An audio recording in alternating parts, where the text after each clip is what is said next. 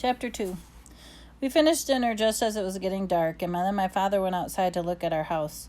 He wanted to see if the blackout curtains were working. While my mother and I stood at each window, he called out if he could see the slightest crack of light. By the governor's orders, not a light could shine anywhere in the whole island, he said.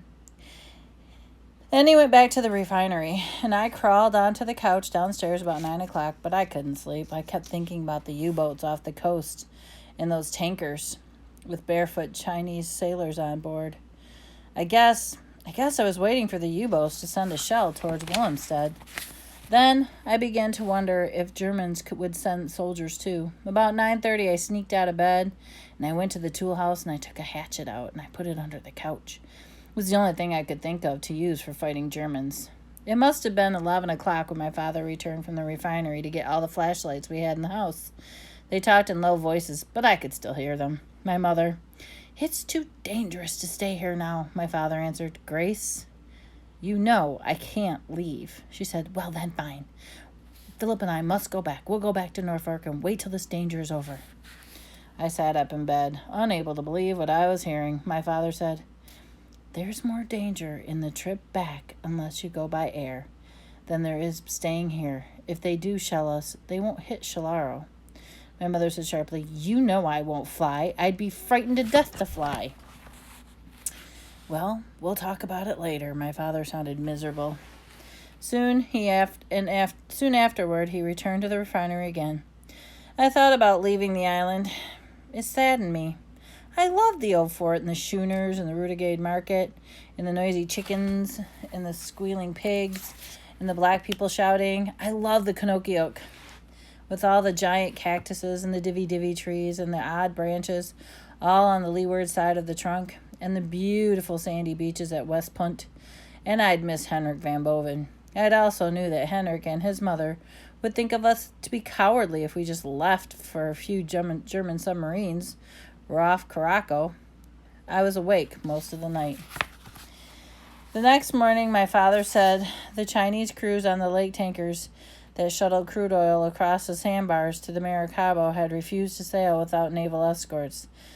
He said the refinery would have to close down within a day, and that meant precious gas and oil could not get to England or to the General Montgomery in the African desert.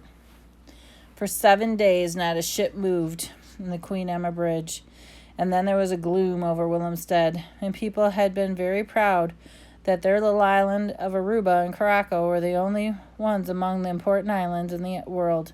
The victory to defeat depended on them. They were angry with the Chinese crews, and on the third day, my father said mutiny charges had been placed against them. "But," he said, "you must understand, they are very, very frightened, and some of the people who are angry with them would not sail their little ships either." He explained to me that it must feel like to ride in the cargoes of a crude oil, knowing that a torpedo or a shell could turn your whole ship into flames any moment. Even though he wasn't a sailor, he volunteered to help man the lake tankers. Soon, of course, we might also run out of fresh water. It rains very little on the Dutch West Indies, unless there is a hurricane. The water from the few wells was heavy salt water content. The big tankers from the United States or England always carried fresh water in us in ballast, and then it would be distilled again so that we could drink it. But now all the big tankers were being held up at the ports until the submarines could be chased away. Toward the end of the week, we began to run out of vegetables because the schooner men also were afraid. Now my mother talked constantly of the submarines and the lack of water and the shortage of food. It almost seemed like she was using the war as an excuse to leave Caraco.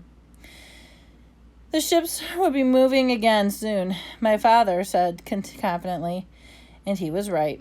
I think it was February 21st that some of the Chinese sailors agreed to sail into the Lake Maracaibo. But on that same day, the Norwegian tanker headed for Willemstad was torpedoed off Caraco, and fear again swept over the old city. Without our ships, we were helpless. Then one day, 2 days later, my father took me into the shot gate. They were completing their loading of the SS Empire Tern, a big British tanker. She had machine guns fore and aft, and one of them few armed ships in the harbor. Although the trade wind was blowing, the smell of oil and gas lay heavy on the shotgut. Other empty tankers were there too, high out of the water, awaiting orders to sail once again as they held cargoes. The men on them were leaning over the rail, watching the activity of the Empire turn. I looked on the thick hoses that were attached as they quivered with gasoline pumped into their tanks. The fumes shimmered in the air, and one by one they topped their tanks, loading them right to the brim, securing them for sea. No one had said very much, with all the aviation gasoline around, because it was very dangerous. Then in the afternoon, when the Punda stood near the pontoon bridge, as she streamed slowly down to the St. Anna Bay, many others had come to watch too, even the governor, and we all cheered as she passed, watching her lonely voyage to England, and then she would help refuel the Royal Air Force. The sailors on the Empire Turn, which had painted dull white, had rust streaks all over it, waved back, and they held up the sign for their fingers in the sign of V for victory again. We watched until the pilot boat, having picked up the harbor pilot from the Empire Turn, began to race back to Willemstad. Just as they were ready to go, there was an explosion, and we looked towards the sea. The Empire Turn had vanished into a wall of red flames and black smoke. It was beginning to boil into the sky. Someone screamed, "There it is!" And we looked off the shore.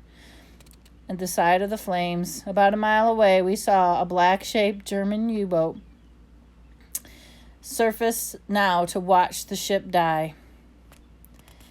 A tug of several small motorboats headed towards the turn, but it was useless. Some of the women cried at the sight of her. I saw even men, my father included, with tears in their eyes.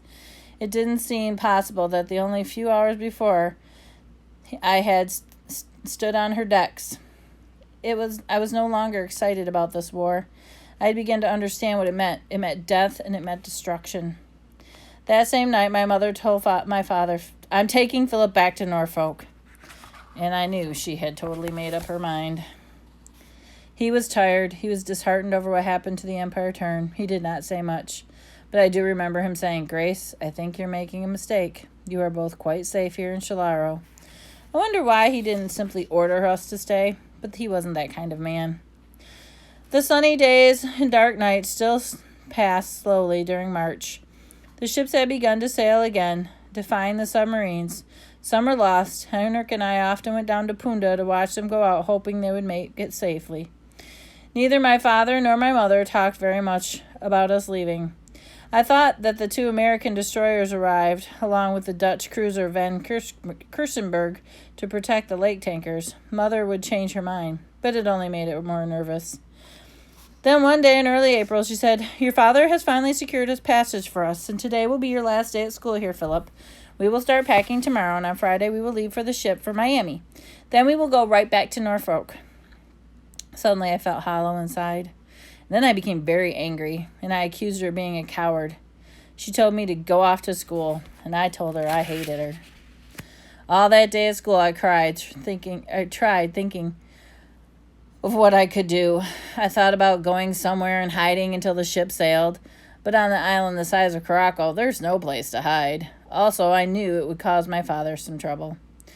That night when I got home, I told him I wanted to stay with him. He smiled and put his long, thin arm around my shoulder. He said, "No, Philip. I think it is best you go with your mother. At a time like this, I can't be home very much." His voice seemed sad, although he was trying to be cheerful. He told me how wonderful it would be to return to the United States and how many things I had missed while we were here on the island. I couldn't think of one. Then I talked to my mother about staying on in Willemstad, and she became very upset with both of us. She said that we didn't love her, and she began to cry. My father ended it by saying, "Philip, the decision is made. You will leave Friday with your mother." So I packed, with her help, and I said goodbye to Henrik Van Boven and to all the other boys, and I told them we'd gone just for a short time, that we were going to visit my grandparents, my mother's parents, in Norfolk. But I had the feeling that this might be a very long time before I saw Caracal or my father again. Early Friday morning, we boarded the SS Hato in the St. Anna Channel. She was a small Dutch freighter with a high bow and stern, and a bridge house in the middle between the two well decks. I had seen her often in St. Anna Bay. Usually she ran between Willemstad and Aruba and Panama. She had a long stack and always puffed thick black smoke. In our cabin, which was on the starboard side of the opened out onto the deck, my father said, "Well, you can rest easy, Philip. The Germans would never waste a torpedo on this old tub." Yet I saw him look it over where the lifeboats are, and he inspected the fire hoses on the boat deck. I knew he was very worried. There were 8 other passengers aboard, and they were all saying goodbye to their relatives, just as we were saying goodbye to my father. In their tradition, people brought flowers and wine. It was almost like sailing in the days before the war, they told me. Father was smiling, and he was very happy, but then the Hado's whistle blew out 3 times, meaning it was time to go, and he said goodbye to us between clenched teeth, and I clung to him for a long time. Finally, he said, "Take good care of your mother," and I said I would. We sailed down to St. Anna's Bay, and the Queen Emma Bridge parted for us. Through watery eyes, I saw the fort and the old buildings of Poonda and Oosterbrigade. The native schooners were battling in from the sea. Then my mother pointed, and I saw a tall man standing on the wall of Fort Amsterdam waving at us, and I knew it was my father. I'll never forget that tall, lonely figure standing on the seawall. The SS Hado took her first bite of the open sea and began to pitch gently. I turned towards Panama, as we had to make the call before proceeding to Miami. Down on the well decks, fore and aft, and 4 massive pumps that had been delivered to Colon, the part of the Atlantic entrance to the Panama Canal. I stayed out on the deck for a long time, sitting by a lifeboat, looking back at Caraco, feeling lonely, feeling sad. Finally, my mother said, "It's time to come in now."